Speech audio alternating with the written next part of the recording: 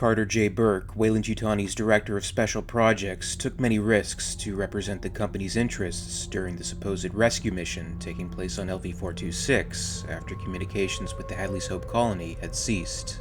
Though his first real prospect in his efforts to gain assets for WEYLAND Yutani began with Ripley herself, after she revealed the possible coordinates of the derelict ship she so vehemently claimed contained the parasites that led to the fates of the Nostromo's crew. Before the mission, Burke issued a memorandum, dictated and sent to 7 undisclosed recipients, outlining his general game plan to protect the potential assets for the company. The WEYLAND Yutani report reveals the details of this memo and Burke's initial intentions. I had the satellite run over the coordinates that Ellen Ripley estimated in her deposition, and results were inconclusive. There's a low mountain range there, and there's been volcanic activity at some point. That whole area is kind of mountainous. The images were unreadable, so I sent a survey team to check the coordinates, and within 48 hours of them receiving the check request, we lost contact with Hadley's Hope. Now, there are any number of reasons that transmissions might be blocked, one of those big storms or failed relay, but we have not heard from them since, for coming up on 60 hours. This is the longest we've been out of contact with any of our colonies. Given that something has gone wrong out there, one way or another, I feel that we need to take a look. LV-426 is a big investment, and considering Ripley's deposition regarding the alien creatures, I'd like the go-ahead to fund an armed response. Ellen Ripley was the only survivor of the first encounter on LV-426, and I believe that she should be hired as a civilian advisor, or reinstated, whatever's more likely to get her to come. I will personally handle negotiations with her. She trusts me. I've already got a line on a USCM lieutenant who understands the significance of being a team player. He has access to a team that has dealt with alien life forms before, those grain parasites on Octura. They're battle-ready, experienced combat veterans. I don't want to send up any flares too soon, but we may be looking at an opportunity to obtain first rights to a real R&D asset, the alien ship and associated tech, possibly a specimen of alien life. If we believe Ripley's story, and I'm finding it more and more credible, this creature she describes could make our bioweapons division. Considering the importance of this mission to the company, I plan to accompany Ripley and the soldiers to LV-426. If this turns out to be what it's looking like, I feel very strongly that WEYLAND Yutani needs to be fully represented, and we cannot afford to wait. Please contact me immediately regarding this matter. I am available 24/7 until we get this nailed down. After the catastrophic encounter that led to a significant portion of the military team being killed or captured within the Xenomorph Hive, the destruction of the dropship, and the increasingly unstable condition of the atmospheric processor, which would no doubt lead to the loss of countless assets, not to mention the intentions of the team to nuke the site from orbit regardless, his plans had to be adjusted. Thankfully for Burke, there were 2 completely viable specimens attained by the colonists during the initial outbreak, which he intended to bring with him back to Gateway Station. That is, until Ripley caught wind of his plan. Alan Dean Foster's novelization of Aliens reveals some interesting details about this plan, and in general, his own justification for actions that led to the deaths of many colonists and Marines. Excerpts from the novel describe the following. Bishop tells me you have intentions of taking the live parasites home in your pocket. That true? He didn't try to deny it. They're harmless in stasis. Those suckers aren't harmless unless they're dead. Don't you understand that yet? I want them killed as soon as Bishop's gotten everything out of them he can.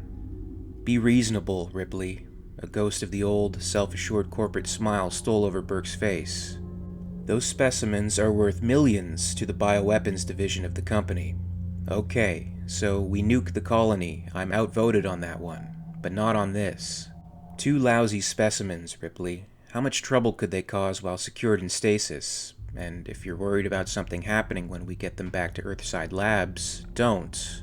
We have people who know how to handle things like these. Nobody knows how to handle things like these. Nobody's ever encountered anything like them. You think it'd be dangerous for some germs to get loose from a weapons lab? Try to imagine what would happen if just one of those parasites got loose in a major city, with its thousands of kilometers of sewers and pipes and glass fiber channels to hide in. They're not going to get loose. Nothing can break a stasis field. No sail, Burke. There's too much we don't know about these monsters. It's too risky. Come on, I know you're smarter than this. He was trying to mollify and persuade her at the same time. If we play it right, we can both come out of this heroes, set up for life. Is that the way you really see it?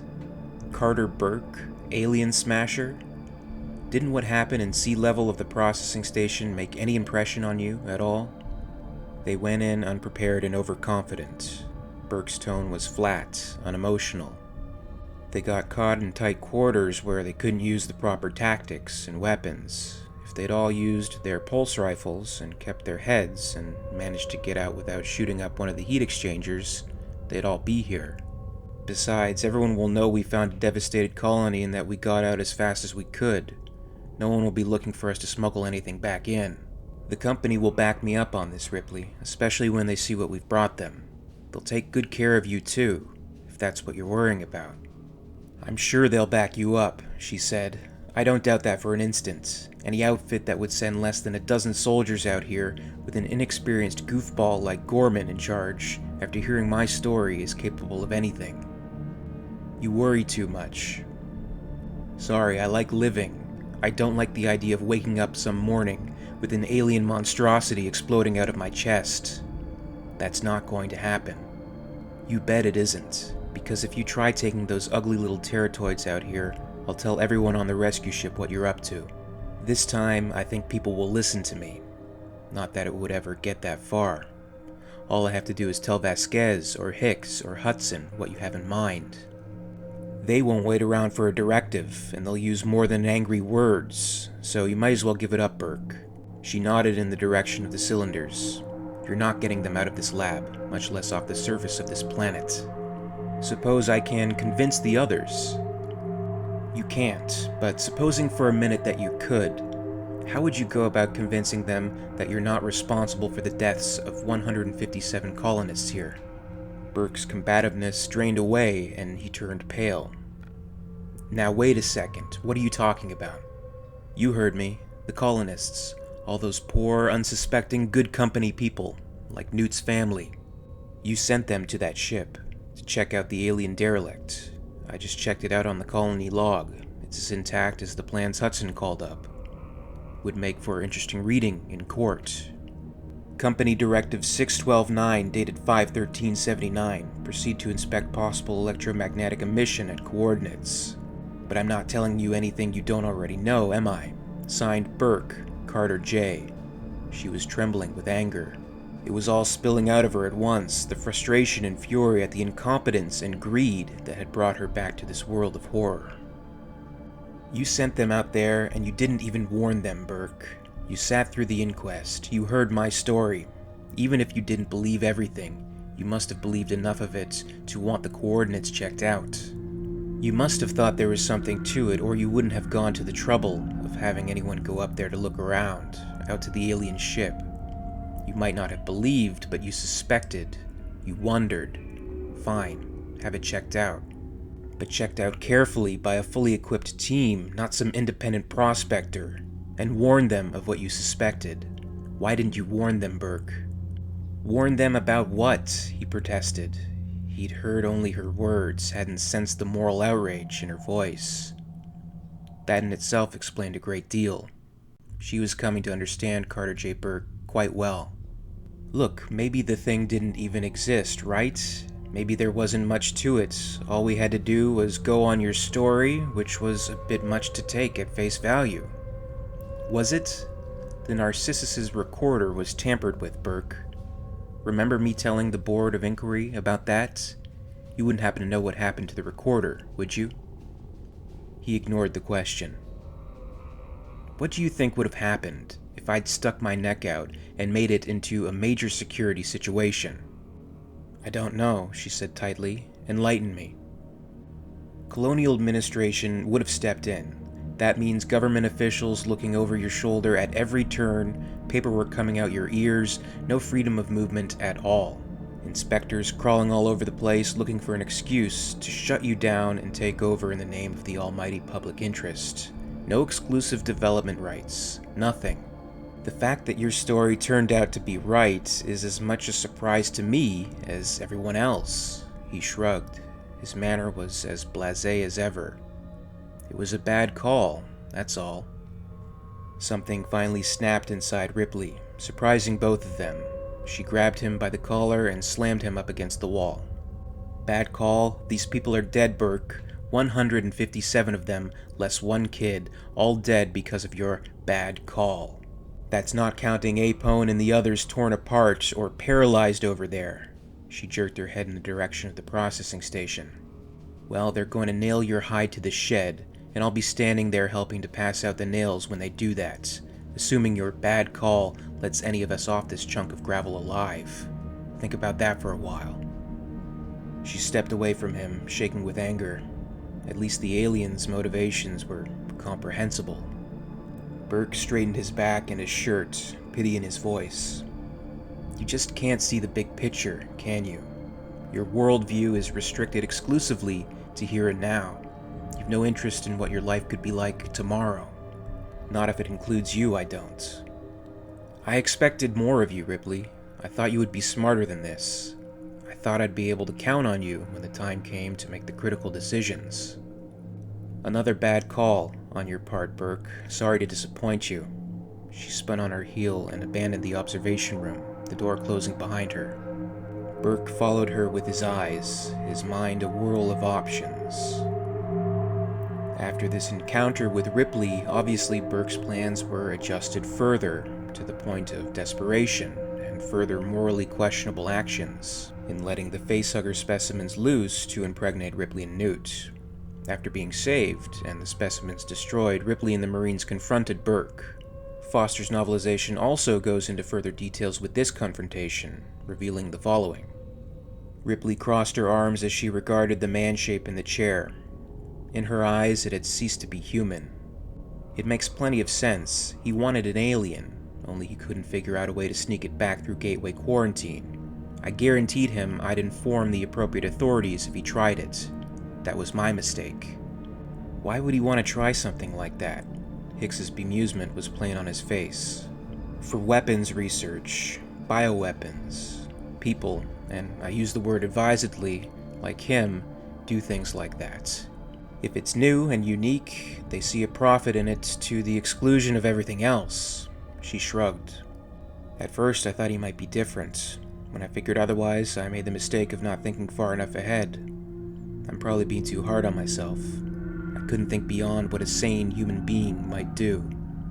"I don't get it," said Vasquez. "Where's his angle if those things killed you? What's that get him?" "He had no intention of letting them kill us. Right away. Not until we got his toys back to Earth for him. He had it timed just right. Bishop will have the dropship down pretty soon. By then, the facehuggers would have done their job, and Newt and I would be flat out with nobody knowing the cause. The rest of you would have hauled us unconscious onto the dropship, see if we were impregnated, parasited, whatever you want to call it, and then frozen in hypersleep before we woke up. The effects of hypersleep would slow down the embryonic growth, just like it does to ours. It wouldn't mature during the flight home. Nobody would know what we're carrying, and as long as our vital signs stayed stable, no one would think anything was radically wrong. We'd unload it at Gateway, and the first thing the authorities would do is ship us Earthside to a hospital. That's where Burke and his company cronies would step in and claim responsibility, or bribe somebody, and check us into one of their own facilities where they could study us in private. Me and Newt.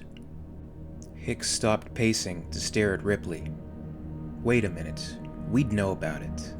Maybe we wouldn't be sure, but we'd have it checked out the instant we arrived at the station. No way we would let anybody ship you Earthside without a complete medical scan. Ripley considered this, then nodded. The only way it would work is if he sabotaged the sleep capsules for the trip back. With Dietrich gone, each of us would have to put ourselves into hypersleep.